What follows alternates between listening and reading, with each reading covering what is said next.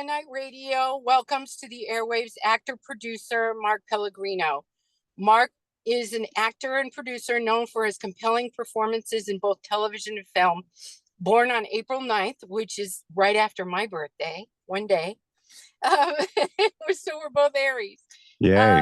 1965 in Los Angeles, he initially had no plans to pursue acting, but was inspired to explore the field after responding to a modeling agency ad. After studying the Meisner technique, you'll have to tell me what that is, and starting with commercials, he went on to build an impressive career. Pellegrino is best known for playing iconic roles such as Jacob on Lost, Lucifer on Supernatural, Bishop on Being Human, and Virgil on American Rust. His television credits also include Dexter, Quantico, 13 Reasons Why, and The Tomorrow People. In film, he has appeared in films such as The Big Lebowski, National Treasure, and The Number 23. Let's welcome Mark Pellegrino. Hi, Mark. Hey, how are you? Good. Awesome. How's this beautiful day in LA? How's it going for you? So far, so good. It's a little hot out here. It's like in the high 80s or 90s, but I've been inside most of the time, which is what I like in artificial air conditioning, nice and cool. So it's been good. It's always sunny in California. Absolutely. How have you been handling what's been happening in Los Angeles? We've had a lot going on here. Oh, you mean with the riots and the protests and stuff going Yes. on there? Well, I mean, I'm very open about my politics, so I don't mind talking about that kind of stuff here today. As a capitalist, I am for open borders. That of course doesn't mean you let criminals and people with infectious diseases in, but anybody who wants to come here and peaceably work, Right. who wants to go from a worse place to a better place and improve their lives, I think it has a right to. That's what part of rights are. That's a right. And so I think that this latest explosion of executive power and rounding people up willy-nilly to deport them and or to detain them in centers. At first, they were deporting them without due process. Thank God there was some people who realized that that was unconstitutional and started fighting against that. But now they're detaining them until they can get some kind of hearing, and then I guess they'll deport them later. But it's certainly creating an atmosphere of fear amongst people here who have come here from another country and who are working, productive human beings, tax-paying individuals who've never harmed another person and who add to our economy and who add to our culture, are afraid for their lives, and I don't blame them, to be honest with you. So, although I wouldn't go as far as rioting, and I wouldn't do what the Antifa morons do, I think this kinds of thing, provided we have a free press, the best way to redress your grievances against the government is to sue them and to take them to court and to make it legal, to make it impossible for the executive to overreach his powers. And there are people who are doing that presently. I'm not necessarily on their side. In fact, I think they do it for the wrong reasons. I think they're doing it for Right. political reasons, Sure. more than principled reasons. But we happen to be in agreement, so I'll take that. But the violence has to stop. You can't have people Yeah. throwing bricks at other people or lighting firecrackers at them or shooting Right. at. There was even I saw a film of somebody shooting at these ICE officers. That will not do. It's not time for that kind of stuff. So No. No. And peaceably assemble, but peaceably protest and redress your grievances, but don't violate other people's rights while doing it. Absolutely. And don't you think, Mark, also that people out there, some people are just waiting for an opportunity so they can jump in and just cause chaos because they're just waiting for an opportunity. Oh yeah, these groups like Antifa, the American Communist Party, these guys love to exploit chaos. Not because it's not even like they're on the side of good. What they're trying to do is break the system that is. Right. In some respects, the system does need to be broken down, but not in the way that they want it to, Right. and that needs to be replaced with something that not that they want to replace it with. So they exploit chaos just to create more chaos and more violence, and these people need to be arrested and thrown in jail too. I mean, those people need to be in jail more than the immigrants who are working in the fields and in the Absolutely. hotels and in normal jobs trying to feed their families. Those people don't deserve to be in jail. They don't deserve No, to be deported. no, no. Yeah. I agree with you on that. Yeah. I totally agree with you on that. Oh, Um, good.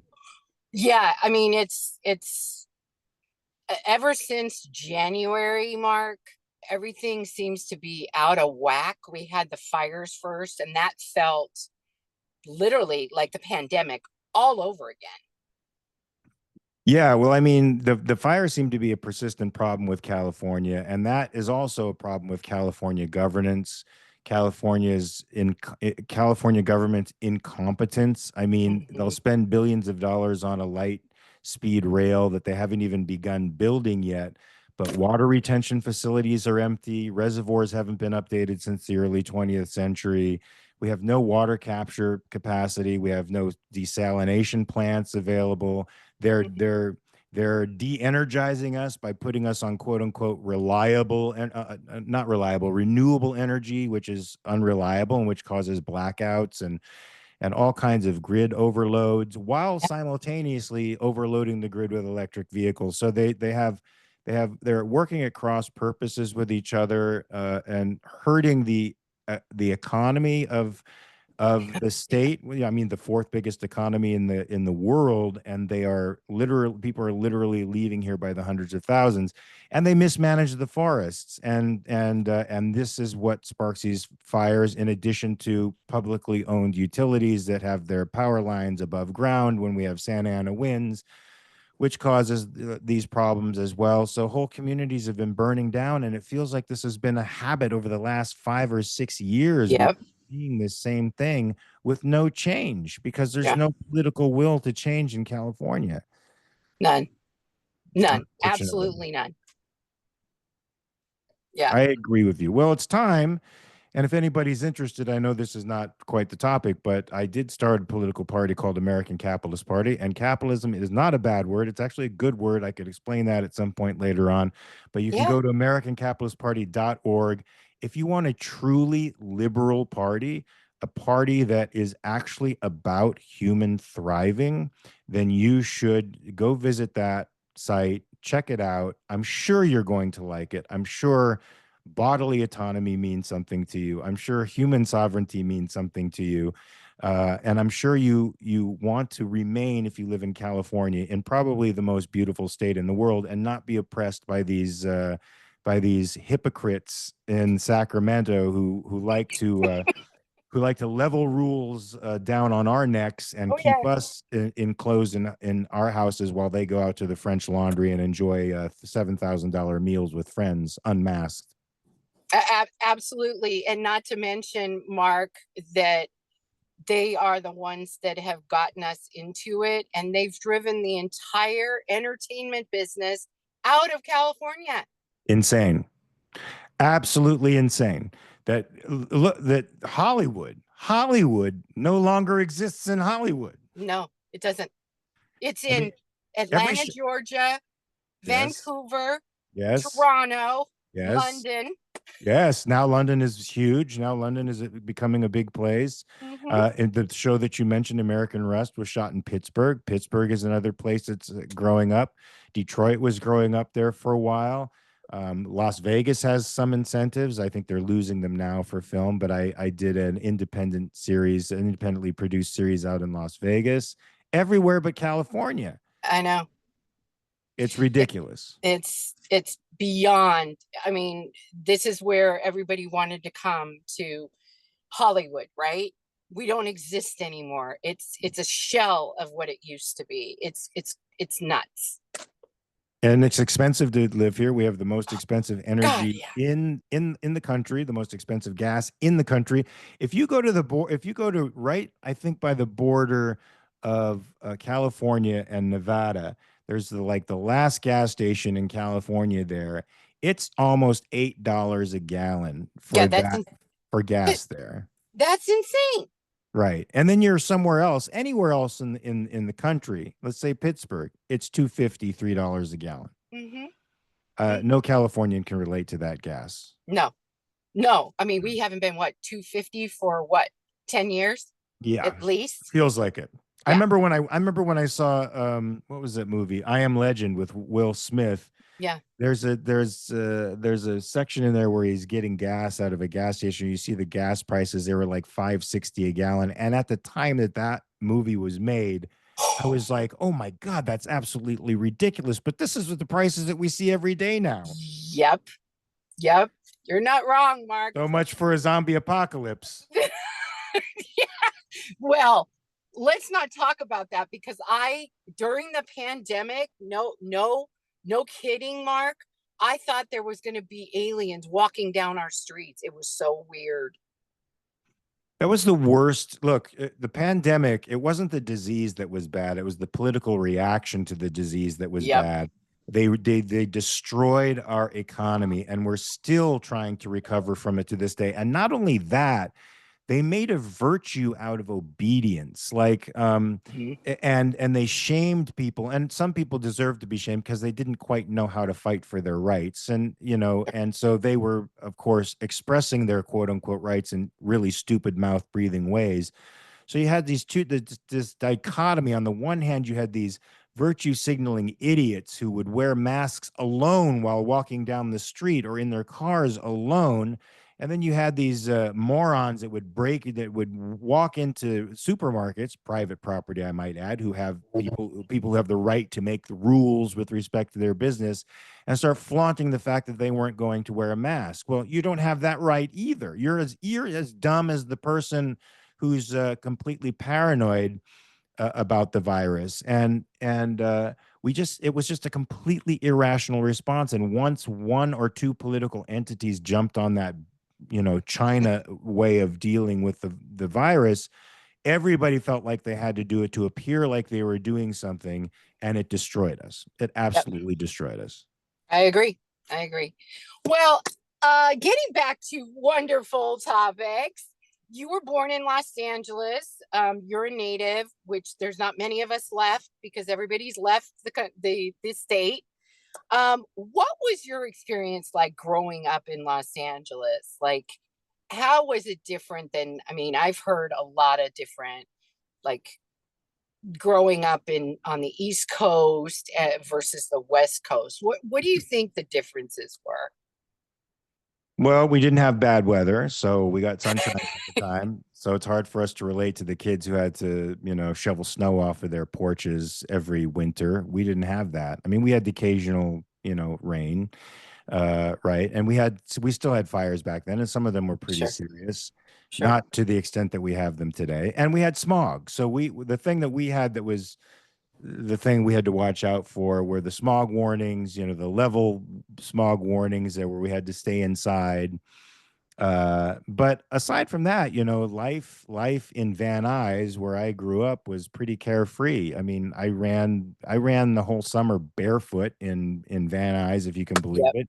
I rode my bike everywhere. I played football in the streets with my friends.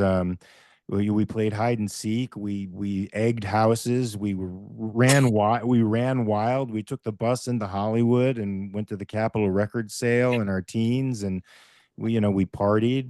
My mom wasn't at home on the weekends when I was 15, 16 years old, so I'd bring all my friends over and we just have a sleepover and Oh, play and have fun till all hours of the night. Nothing terrible. Nothing not innocent, but sunshine. There was the beach was every weekend. We went to Zuma Beach and laid out and went into the water until I saw Jaws, which ruined my life. oh no. I I wanted to be a marine biologist, and then realized I was too afraid to actually go into the water with these monsters. Oh, Later on, I got certified as a diver, but so I have gone in there. But at the time, I was terrified of great yeah. white sharks. And but I would go to the beach every week with my mom and lay out and listen to music. And I loved 70s music and 70s rock and roll and Oh disco. yeah. It was a time of disco and polyester pants and I don't know, POW bracelets and hippies, and it was a good time to grow up in the 70s. A little rough, but we got through it. Absolutely. Well, speaking of the 70s, do you remember we used to have to do our reports on typewriters? Yeah. Yeah, Regular typewriters. typewriters, right? And Yeah. people nowadays are like, "What?" You Yeah. know, I thought I was one Christmas I got a typewriter that had the little LED thing on the top so you could see what you were typing and then Oh, it would wow. type it. You were sophisticated. I just had a little Smith Corona. I had a little Smith Corona typewriter. Can you Oh believe my that? God. Yeah. Smith Corona. I remember it Yeah. and they were so heavy.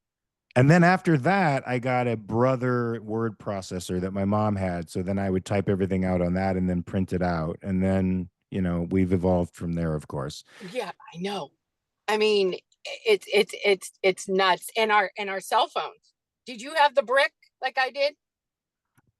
I inherited a brick from my mom after she passed. She had a sort of brick that I had in my car as a cell phone, but not that brick, not the big brick that you saw like in 10. You remember 10 with Dudley Moore? Yes. He was rich, there was rich people that had the big brick. I couldn't afford that. I was a poor little valley boy. My mom couldn't afford that kind of stuff. But she did get a cell phone in the early 90s, right? So she Yeah, she got a cell phone somewhere around right around the time that most people would get them, but they weren't quite popular yet, as right. as they weren't ubiquitous. Well, I mean the brick as in the Motorola. Remember that had Yeah, the the big thing antenna? with the antenna on it Yeah, and all that. Yeah. No, I remember it, but I wasn't you might have been maybe you were a little more well off than me, but I never owned one. I saw them on TV and I saw them like in the movies, but I never had one. yeah. I had it. I had one like when I was in my 20s. Wow. Yeah, when I was in my 20s, I was working for a department store, so I was able to, yeah, I got one when I was in my 20s. So it was awesome, but man, like now what we have, like it's a credit card. It's a credit card, it's a supercomputer, it's everything. It has your entire life on there. And now it's an artificial intelligence, so it can actually be a companion Oh yeah. if Oh you want yeah. it to I'm be. I'm waiting for, AI dates. This is happening. I think this is happening now. There's a whole generation of people. I don't know if it's millennials or Gen Xers, not Gen Zers, or whoever the new generation is that are saying that they would actually date an AI. Oh, oh yeah. Yeah. I think it's is it Gen Z? We're Gen X, right? We're Gen X. Yeah, we're We're Gen X. I'm boomer adjacent. I mean, 65 is right up against the boomer generation, but it's Gen X. Right. Well, I'm in the 50s, so I'm close to there. Um, but is there anything, Mark, that you miss about that time that we don't have now that you wish your children had? Yeah, it's there's you learned to play outside. You did Hmm. a lot of stuff outside. You were very rarely in the house when you were a kid. And your parents understood that. You say, I'm going out right now. I'm going to go down the street to my friend's house. And you played ball. You played football. You played baseball. You played tag. You played outside. You played cowboys and Indians, hide and go seek. You just did a lot of stuff. You climbed trees. You did stupid things like climb up on the roof of your house and jump off. You were a physical being. You were on your Hmm. bike all the time. You rode your bike everywhere, and that I think does something to your body. It creates mind body connections that I think kids don't have today because they're simply just not physically active anymore. I think one of the reasons that there's such low testosterone in today's males is because they're just not stressing their bodies the way we did Right. as kids growing up. it was a foregone conclusion that I would be down the street at the field where all the other guys were riding the bikes and jumping the jumps and trying to ride wheelies. And, sometimes we'd be fighting each other and wrestling. It was every time, 90% of your time was spent outside if you weren't at school. Absolutely. Yeah. Absolutely. I remember we used to walk to school, walk I home walked from to school, school, walked home walked home. at Um, seven, yeah, six. yeah. Yeah. And then you would go and play until you had to come in for dinner. And it was all in the front yard. You can't do that anymore because people pick up kids like that. Yeah. Yeah, and I don't know that there were any more serial killers or child molesters out there in now than there were in the 70s. I think we're certainly more aware of it, and it makes things much more scary for parents, because the news is always in our face and the information is so immediate. So perhaps ignorance was bliss for our parents, but I never experienced any issues, and I think I'm better for also being able to resolve conflicts more effectively, Oh, yeah. because you had to resolve conflict. No parent stepped in between you and the fight with the bully. No teacher stepped in. I remember, getting beat up and having a bloody nose, and it seemed like nobody gave a shit. And that sucked. But it also made me anti-fragile, right? It made Yep. me realize that, oh shit, I got to sort of look out for myself. And sometimes I gave people bloody noses too. But in the end, we wound up, resolving our conflicts in some way, and I think being better for the fact that we actually either fought or resolved the conflicts. And now we have risk averse, conflict avoidant people Yeah. who are emotionally totally fragile. Like, it can't handle any kind of information or Yeah. any kind of conflict, and Yeah. they can't communicate as a result. And you're forced to communicate when you're out there on the playground with lots of kids and you're engaging in Hmm. competitive games with each other, which they're no longer allowed to do. It's okay to lose. You learn a Yeah. lot by losing. Yeah, absolutely. No, and I think that also we've gotten way too sensitive about everything. Yeah. You can't say anything. Oh, you might offend that person, or you might offend that person, or you can't do anything because that might be something they don't like. And when did that become a situation? I don't understand it. I think it's just another way of controlling people, getting on the victim bandwagon and using it as leverage over other people. I really don't like people who don't have a sense of humor about themselves. If you can't laugh at yourself, man, there's something wrong with you. I I completely agree, Mark. I Yeah. So completely agree. So tell me, so you didn't necessarily want to like be an actor. You just saw a modeling agency ad and you just went for it? yeah, I didn't want to be an actor. I wanted to be a marine biologist. Then I got to college and didn't think biology was actually something that interested me. I was more interested in history and psychology. Then, after your first year in college, you lose all the privileges of a freshman. The privileges of a freshman after freshman orientation are you get to the front of the line of 35,000 people and you get all the classes you want. Then, after that, you go to the back of the line and you have to get whatever is there. And the classes that were available were classes that I just didn't want to take classes to fill up units. And I fell in love with this crazy girl, and the crazy girl was more interested than the classes than the class. I actually had one class that I was able to get, and I just decided to drop out of college. And so I was working at a gas station, going out with this crazy person, sort of spinning my wheels, and realizing that, wow, I'm 19 years old, going on 20. I'm considered an adult by most people's standards, at least by society standards. I have no real direction, and I should start thinking about what I want to do. And it was at that time, I think I was walking through a mall and I saw this advertisement for this very cheesy modeling school called John Robert Powers. I don't think they exist anywhere now except in like Chicago. I remember them. They were a total scam. Yep.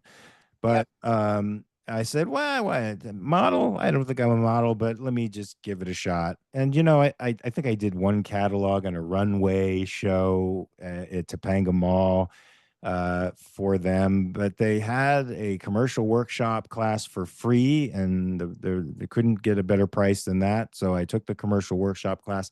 That guy thought I had talent for some reason. I don't know why, because I I couldn't tell good from bad. Whenever I did something that was good, it seemed just like when I did something bad, so I couldn't tell the difference. But he set me up with an agent, and that agent ended up setting me up with a theater company, which was actually a list of theater Mhm. companies. I chose the cheapest and the closest, and it happened to be, I think, one of the best theater companies on the West Coast called Playhouse West. And that's where I started to develop a love for the craft and started really intensely studying acting. And then the curriculum for Playhouse West is probably better than any college curriculum for theater. The reading list is extent, and is not just about theater history, but incorporates philosophy and history. And it's about a 50 page reading list.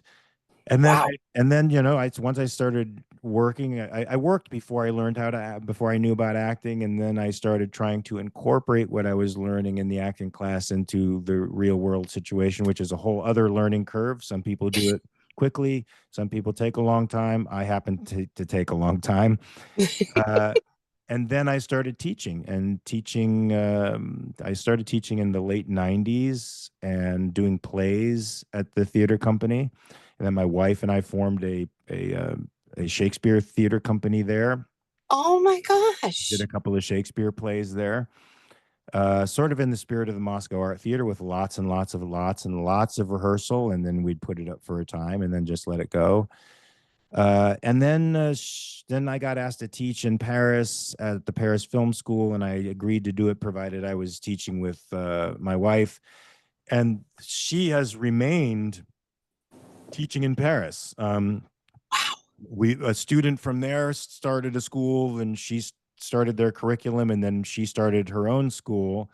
And I go back and forth whenever I'm not working. I go to Paris and teach there. And if I'm not working in the fall and in the spring, and I often am, so I have to squeeze going over there and teaching. Last year, she wrote a movie. She's a very good writer. She wrote and directed a movie, and I'm part of it. It's ensemble sort of cast. It's a mockumentary, and she's just finishing post on it now. We shot it all in Paris, and with many of our students from the school, and I think it's going to be a good little funny picture. So Oh, incredible. yeah, so there it is. That's the long and the short of it. I mean, I'm missing all the jobs that I did, but that's how I got into acting. Sort of accidentally swerved into it, and then really started to like it as time went on.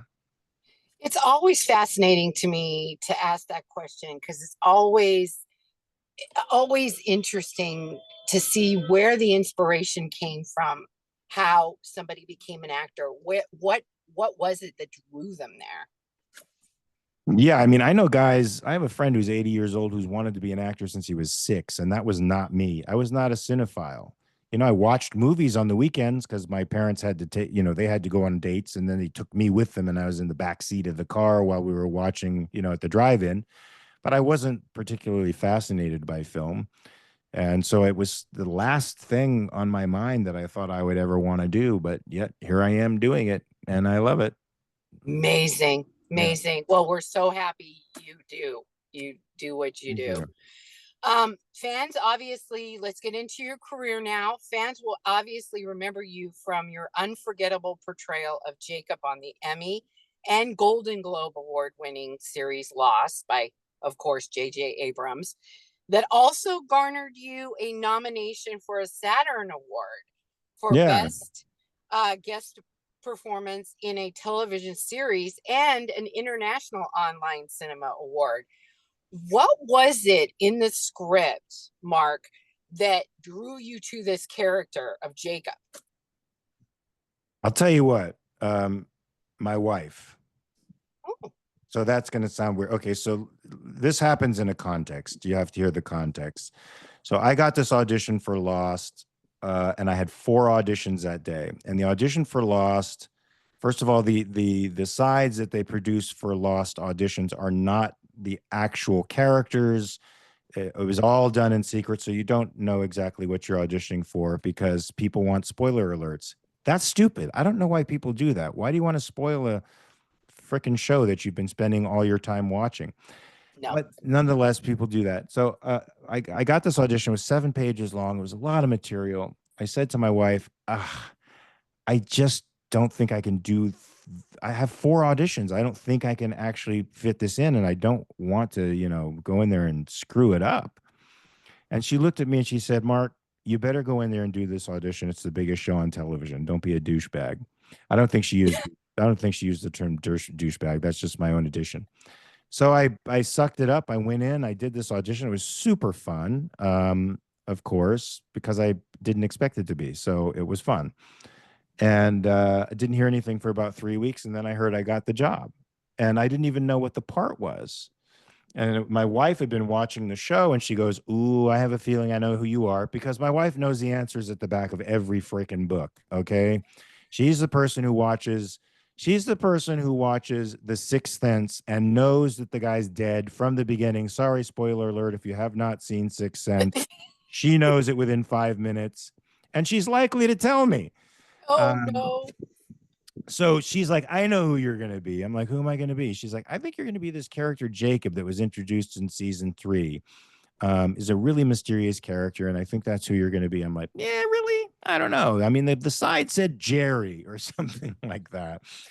And so I got on the set. I think I had to do a fitting, but they introduced me to some of the cast. The first cast member I met was Michael Emerson, who's sort of a scholar of the show, to be honest with you. He knows more about the show than I think even Carlton Cuse or J.J. Abrams know about the show. Um, but he came up to me, he's like, "Hi," and I'm like, "Hey, how are you?" And he's like, "So you're our Jacob." I'm like, that's when I discovered I was going to be Jacob. And I got to tell you, I was happy that I didn't know that I was going to be Jacob, because if I knew that I was the dude upon which the entire plot of the island, rested on my shoulders, I would probably have been very nervous. Right. But I wasn't. I got to work with a buddy of mine, Titus Welliver, who we'd worked on films together before, and he's a great guy, and I just loved working with him. He was the Man in Black for anybody who doesn't know who Titus Welliver is. He also plays Bosch on the Prime series and a Yes. number of other things. Super super good actor, super good guy. And I just had a good time working with him. I had a good time. I got to work with the whole cast. To be actually at some point or another, I was working with every single character in the show. One time speaking an entire scene in Korean, which did terrify me. I had to speak Russian, I had to speak Korean, but it was fun. It was really, really fun, and totally accidental that I went in there, because had my wife not told me to go in there, I might have taken the easy road out and not done that part. But that part was sort of life changing, even though I think Dexter was sort of happened before. I think Dexter happened before Lost, and I think that started a bit of a shift, because the character of Paul, even though he was an asshole and quote unquote a bad guy, he was a complicated character, and so that started shifting, I think, people's perceptions about me in the business. Oh, he's not just a bad guy, or he's not just this. There's other colors that he can play, and I think Dexter and Lost were very responsible for changing the course of my acting life. That's amazing. And obviously you played it with brilliance. I mean, and for you to get a nomination for just what was it, 13 episodes or something? That's incredible, Mark. Thank you.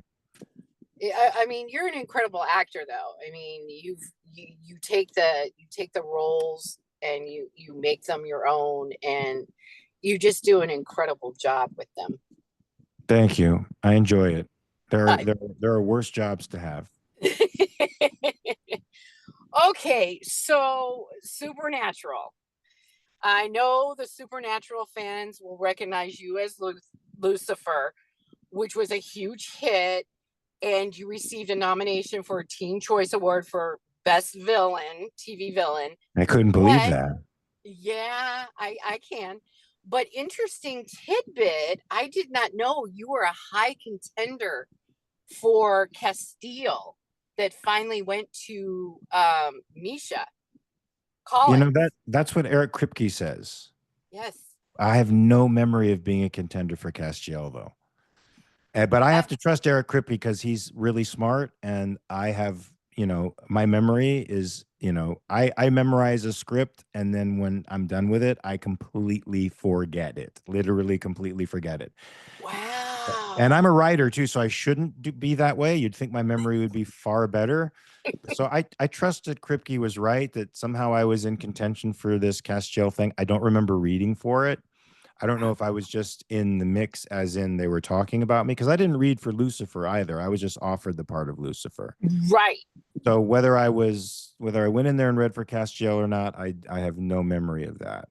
And I can't really imagine it any other way. Now that you've seen the character for so many years as Misha Collins, it's super hard to say, well, what would I do that would be different? Because he had an innocence to him, and I don't remember the audition if I brought that childlike innocence to it. You know, See, I could see that you would be a good one. yeah. I Oh, know that thank you, they thank you. probably brought you, I know they brought you back as Lucifer because they remembered you And from that. Lucifer, especially in the later episodes, has a childlike innocence to him. And I thought of Lucifer as a kid as the episodes went on. After he possesses Sam and gets inside Sam's head, he's more impish than he is a devil, than he is Satan, and more of a kid than he is the Prince of Darkness. So I enjoyed playing those colors because you have total freedom when you're an innocent kid to do pretty much anything you want. Well, that's true.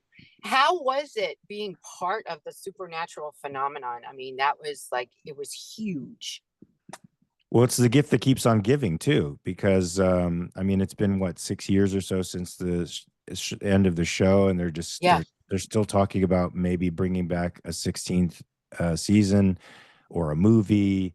And the boys go back and forth about whether or not they're going to do it, but they're certainly teasing the fact that that's a possibility. And that there's an extensive convention circuit that revolves around supernatural, and just sci-fi horror conventions in general. Any Comic-Con out there, you're a commodity because you were in probably one of the longest running and hottest horror sci-fi shows on television. So that it's certainly a plus. It's a gift that keeps on giving. And it was only supposed to be one season, right? Lucifer was supposed to be the killer of season 5, and he brings on the apocalypse, and then it's over for everyone. But CW saw it differently and extended it for 10 more years. Thank God, right? Thank Dad. Yes, I'm glad Yeah, they did that. yeah. um, Now, can you share with us now, because you played Lucifer, and I've heard, stories about, obviously if you're aware of demonic stuff, did anything ever happen as a result, or did anything ever happen on the set that was kind of eerie No. playing that character? No. No, they say that stuff about The Exorcists. They say like people died, sets burned down. Do you have any horrible things happen to you because you're Lucifer? And my thought is, well, why? Why would something bad happen to me when I'm part of the story? If not for me, there would be no Jesus, no necessity for Jesus. There would be no necessity for the saving grace of God. Lucifer is a part of the story of the redemption of mankind. So That's even if I'm playing that part, I'm playing a part you have to remember the whole context.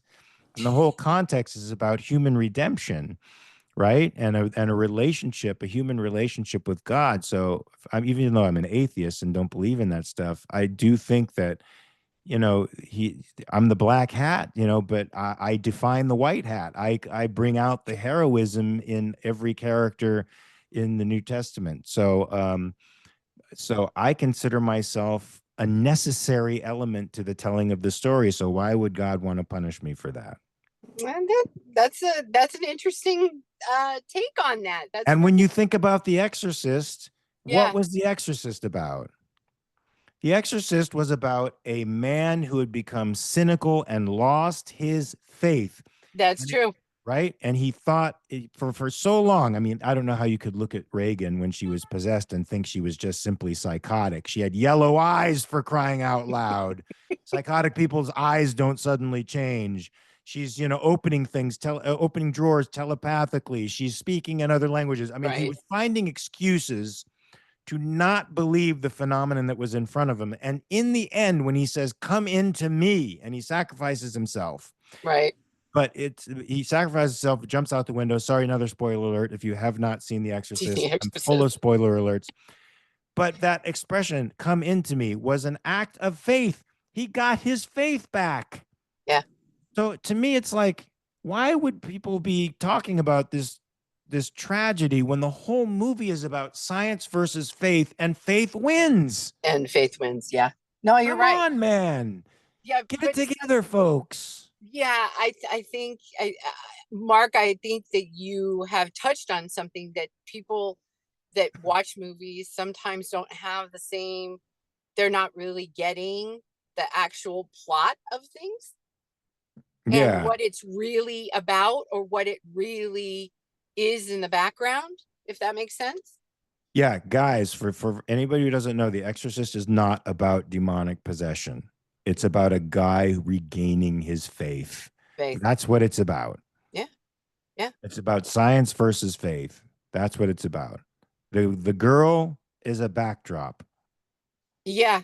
She's kind of like, well, she's the necessary evil for him to be able to regain his faith. Yeah. You Yeah, know, she's a catalyst. catalyst. She That's right. starts it in motion.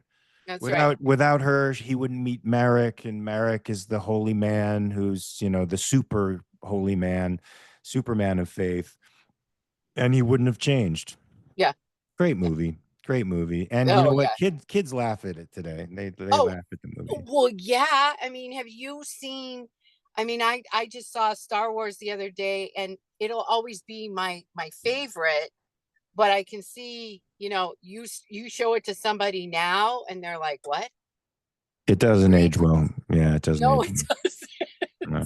Well, back then they did matte paintings, for the backgrounds, and Oh, now, that's yeah, right. so it looks like matte paintings, and it doesn't fly with people who see CGI, and now Yep. that CGI is informed by artificial intelligence, it's like it's becoming better and better and better and Oh harder to yeah. tell the difference between what's real and what isn't. So I don't blame them. Yeah, I agree with you. Do you have any funny stories uh when you were filming on Supernatural? You have any funny stories, any pranks or anything like Nobody that? played pranks on me. Oh, No, really? no. I mean, I hear it's because the boys were scared of me. What? Yeah, they said they were scared of me. Are you serious? Yeah, because I used to box. I used to box, and I do all that stuff. But they're very athletic and they're a lot stronger than me. So I don't think that's the reason they didn't play pranks on me. I think they just didn't like me. No, I I had just a more serious relationship with them. Yeah, Like me and Jared would talk all the time off camera. screen. Yeah, and we would talk about like philosophy and economics and stuff that I really like to talk about that usually clears out rooms. But that's the kind of stuff I like to talk about. But he's a super smart guy, and he sort of likes to talk about it too. So I think they took me as a more serious guy.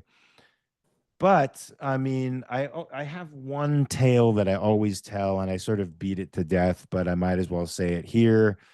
There was a time when he was about 240 pounds, and he was a big strap, not in a bad way. He was huge, like muscular guy. Oh, wow. And he's in shape, but he's thin now. He's live. Right. But at the time, he was lifting weights for size. So he was about 40 pounds heavier. And I think that meant that he had a significant protein intake or some enzyme intake, in order to help those muscles get all big and, lumpy the way he liked them. Unfortunately, it messed with his digestive system, which meant lots of gas. And so he was not embarrassed about farting in front of anybody.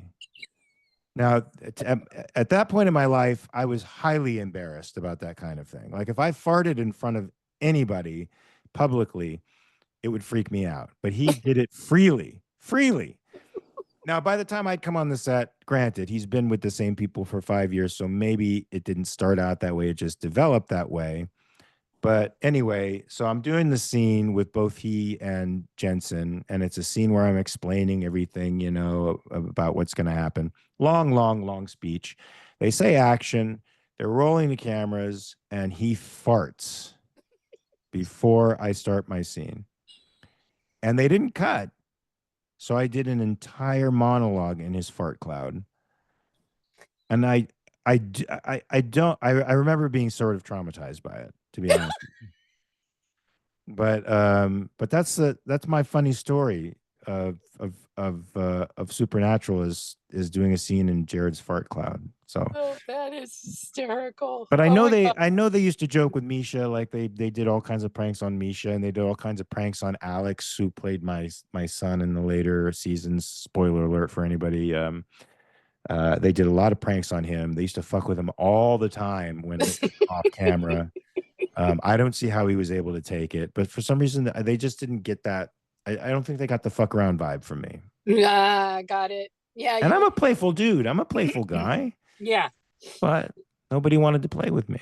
Well, and you having those conversations with Jared though, probably like he probably told Jensen, this guy is very like smart and don't fuck with him. I wonder what conversations those two guys had. Do you stay in touch with them at all? Yeah, we have a thread, a supernatural thread, not tweet, text thread. So we're talking to each other all the time. So we see each other at cons all the time too, but we're always talking to each other. It's always somebody's birthday. It's always somebody celebrating something or doing something fucked up that we can bust our balls about. So and everybody's on it, I mean, That's it's cool. it's Brianna, it's Kim, it's Timothy, it's Jared, it's Jensen, it's Misha, it's me, it's Mark, it's Adam Fergus, it's everybody. Everybody's on it. Is We're- Eric Kripke on it? Eric is not on it, Interesting. but he's probably too busy executive producing 50 shows. I mean, the Yeah, I was gonna say. guy's got things to do. Plus, he tragically his house burned down in Pacific Palisades. No. Yeah, he was one of the ones whose houses burned down. But Oh, trooper that he is, he's carrying on and moving on and doing his thing. I mean, he's got shows to produce. That guy, I don't know of a career similar to his. Maybe you know more about cinema and TV than I do, but I mean, Supernatural was the first show he ever wrote. oh my God. Yeah, hello. So the first show he ever writes becomes the biggest show on the CW. Holy cow. Yeah. And so then it's just been uphill. I mean, uphill? Yeah, uphill from there. Yeah, It's just yeah. been a steady rise. And for me, like The Boys is an amazing show. I would love to be on that show. But Eric, Yeah. if you watch this, Eric, Yeah, I'll include him. Make sure he watches it too. Okay, so tell me about American Rust.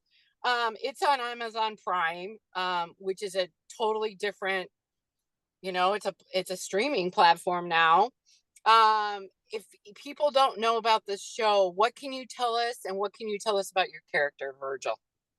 well, so it was originally a best-selling novel called American Rust. And in the novel, Virgil, I think, is mentioned in one line of the entire book because he's an absentee father, basically. So the show itself is about a Rust Belt town called Buell, Pennsylvania, where life has gone on elsewhere, and there's some people frozen in time there, trying to live a life as best they can, but of course, life is conspiring against them. And so the first season was very faithful to the book, and the first season was written by Dan Federman, who wrote Capote, also a very good actor in his own right, but wrote Capote, a movie that I was in with Philip Seymour Hoffman and Catherine Yeah. Keener. Great movie, great writer. Um, and so the first season we got into Virgil Poe was he's an absentee father. He's a guy, he's the village Lothario, right? He can't be faithful to his wife.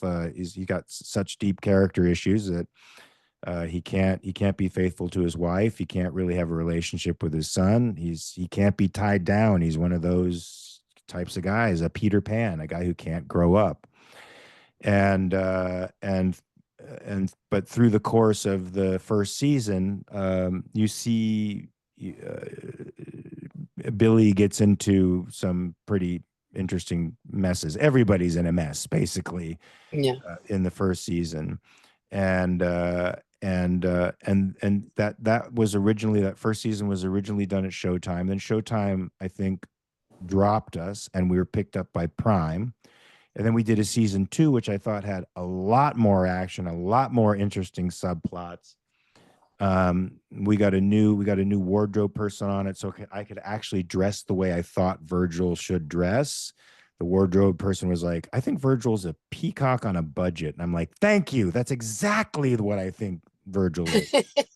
And that's the way I wanted to dress, like a guy who was in a garage band who's still sort of reliving the high school days, and Got is it. well beyond his time. I don't know if you know the Leonard Melfi. There's a Leonard Melfi play called Lunchtime, where a guy, he's like a repairman. He's long past his prime, but you could tell he was a star in high school. But now he's just a guy who does maintenance work. But he gets off by banging all the women at the houses that he goes to make repairs of when their husbands are away at work. He bangs all the women, and that's how he sort of gets his self-esteem. And I felt like that's sort of the Virgil. Virgil was that guy, lost in high school sort of guy, who never grew up. But in season two, he sort of grows up. He grows up and tries to become a real asset to his son, because of what happens to his son at the end of season one and at the beginning of season two. I don't want to break any spoilers, but look, if you don't think anything happens in a small town, you are fucking wrong. All you got to do is watch American Rust, and you'll see Buell is one of the most exciting towns on the face of the earth. Lots of shit happens. People die, and not, I mean, it's crazy. Oh, Watch that show. I thought it was going to get picked up for a third season because the second season was so damn good, and Jeff Daniels is so good, and Moira Tierney, they're such good actors. I know. But I think Fallout happened. This is my own opinion. I think Prime got Fallout, and Fallout brings with it this whole crew of gamers, and the first season was so good, and of course Walton was great in it, and then it just got approved for season three even before they're done with season two. So I mean, that show is rocking, and I think Prime is probably putting a lot of their energy into that. Into that. Yeah. And so our more subtle crime family show got pushed to the side, even though it's fantastic, and it ended on a cliffhanger and needs to have a season three.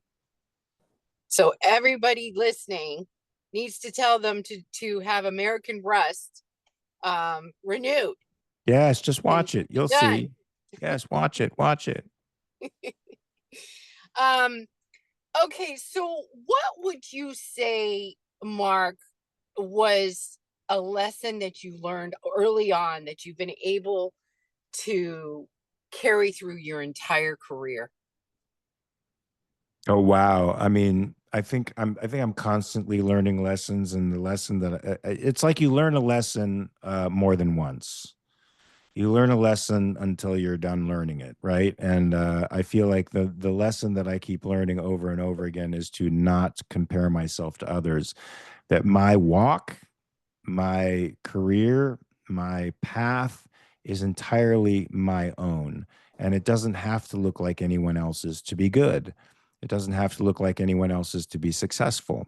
I don't have to measure myself by any other standard but my own standard. And that's taken me a long, long, long, long time to come to that realization. And part of it is just getting older. I think you start to understand values more when you get older.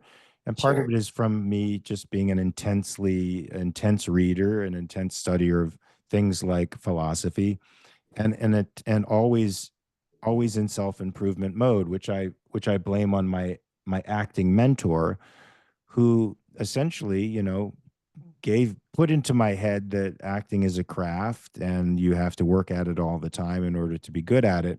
But along with that, working at acting as a craft comes sort of accidentally on purpose a sort of self-improvement regimen, right? Because you're constantly looking inward. You're not only because you're deal of what you're dealing with out there in the acting world, but trying to fulfill parts makes you think about dimensions of your personality, and in a way, when you bring these things out and become aware of them, it becomes a bit of a therapeutic Sure. process whereby you start to learn more about yourself, and start to come together, integrate more as a human being, right? Pull together all the pieces. Absolutely. So yeah, I think basically learning not to give a fuck about what other people think. You get really hung up about what other people think. It not only kills your art and your authenticity, it kills your self-esteem. It makes you filled with anxiety and fear all the time. And there's really nothing to fear. Really nothing. I love that. I love that lesson because if you knew that in the beginning and you just kept taking it with you, that must have given you some like acting like freedom, Well, don't. sometimes I've done stuff that I can't even believe I did. Like I was so courageous, and other times I didn't stick up for myself, and it shows. Uh, and that, but more and more and more and more, when you become sort of when you're actualizing as a human being, when you're realizing your potential and your limits, you just start to know what your conditions are, and you start to understand that, well, okay, you can do things your way and not get what you want, or you can actually be sensitive to my conditions and get what you want. Like, I'm a participant in this process too. And I used to make myself, I'm always a team player, but I used to put myself last, and that's not necessarily the way it should go. And it's not necessarily the way I see really good actors work anyway. They understand that their process is important and it needs Yes. to be respected. Oh, I love that. Do you have any projects that you have coming up that you can share with us? I just finished Murdoch Ooh. for Hulu. Yeah, Oh. so I don't know. People might know the Murdoch murders that took place in Hampton, South Carolina. They've done like 3 documentaries on it. They did a Lifetime movie with Bill Pullman about it, and now Hulu has done it. And it's a great cast of people. I think I play Cousin Eddie, who you only see in one documentary. I think you only see him in the HBO documentary, but he's a very interesting character. And I think the show is going to be very dynamic and very dramatic. The writers were obsessed with the case and all of the insanity that case brought out. I mean, there's lots of mysteries that are associated with this case. So many possibilities, Oh, and they wow. explore them all. And the acting, I think, is just tremendous. And I think people are going to like it. I'm not sure when it's coming out though. And I also did it. I also did this little thing called A Motel, which is it was an independently produced series. And some of the producers who put money into it were acting, and they weren't necessarily actors, but there's that, but there was also super fun to do. Although we had to do it like really fast. Like, I had to go to Boulder City, Nevada, right outside of Las Vegas, and there were times when I shot 40 pages a day. Literally, they would put a camera Oh, set up, 2 camera setups, and then they would have me change clothes, and I would be doing scenes from different episodes, You know, I've never done. Nobody ever does a 40-page day. You do No, a major motion picture film. You're doing a page and a half a day, maybe right, two. A regular television show, you're doing 5 or 6 days. That's a pretty heavy day. Occasionally, you'll get the crazy 10-page day, which is nuts. Usually on like a finale or something where you just have to finish that. Never, ever, ever has there ever been a 40-page day before, but I did it and I got through it. The problem is you just don't have a lot of coverage you can do with stuff like that. right, So even though the coverage is limited and it sort of looks the same, the acting is good. I don't know if it's gonna go anywhere. They're also trying to sell it as a feature, so they're cutting it down. How you cut 6 episodes into an hour and a half long movie, oh, that's crazy. I don't know, but they're doing it. Okay, all right, so we'll be on the lookout for that. American Rust, of course, and you're gonna be on the boy. I also worked with Jennifer Garner recently on the last thing he said to me, which is the show that she's doing right now. So I think it was the this yeah, that should be coming out soon. I don't think that they've I know they've finished production right now, but that'll be coming out soon. Did a Okay. couple episodes of that. She was Oh, great. She was great to work with. I loved working with her. oh yeah. Yeah. That's fantastic. Well, I am sending it out. You're going to be on the boys because Jensen's on the boys, and I just have a feeling they're gonna want you too. Fingers crossed. Yeah, I absolutely. would say something, but I'm under NDA, so I can't. So I'm not going to say anything. But I'm Never know. I'm just putting that seed out there. You got it. You got Okay, it. there's a seed. I love it, and I'm all for it. Where can they find you? Where can everybody find you on social media? So if you want nice dog pictures and jujitsu, I think you should go to Mark Ross Pelly on my Instagram. That's totally benevolent. But if you're into contentiousness and insanity, then you can go to Mark R. Pellegrino on X. I guarantee you it's a ride, but you got to be prepared for the ride. Now, I'm taking a little bit of time off because I tend to get in massive arguments with people. I, and depending on the person, sort of the tenor of the person I'm arguing with determines the tenor of the argument. So if they're, and this is not, I'm not saying this is wise. It's very unwise. But so if they get sort of nasty, I get very sarcastic and snarky and start fucking with them, and it can become unpleasant. But it can be entertaining for some who like that kind of thing. But there is also very intelligent talk going on there too, very serious talk about politics and about philosophy, about ethics, especially since I think it's so important. So if you want something like that, go there. I also have a Patreon that we're going to be starting to do. I started a show on the intersection of psychology and philosophy, which I think was really important for people, was super important for my growth, and I'm going to be restarting that again after my wife goes back to Paris. So probably at the end of August, the beginning of September. And I'm also going to be starting a horror club on my Patreon. So I'll be doing horror reviews. I'll write horror reviews, and then we'll like maybe once a month we'll have a group of us will get together on Zoom and we'll watch a horror movie together and talk about it. And I plan on trying to do that at some of the cons too, because I'm a horror movie buff. I And love it. yeah, me too. Me love horror movies. So so there's that going on Patreon as well, and I do a podcast every day called Capitalist Corner. We have a great time doing it. We talk about current events from a liberty perspective, from a rights perspective, and I guarantee you're going to hear stuff there that will make you think, and a lot of dirty silly stuff too, because we have fun doing the show. So it's not all just serious politics and stuff. So it's fun. Give it a watch. I think you'll like it. It's on YouTube. I love it. Yeah. Thank you so much, Mark. It was so great to talk to you, and thank you Thank you. for spending this time with us. Thank you. Likewise, I appreciate you. No problem. Bye bye, Mark. Bye bye.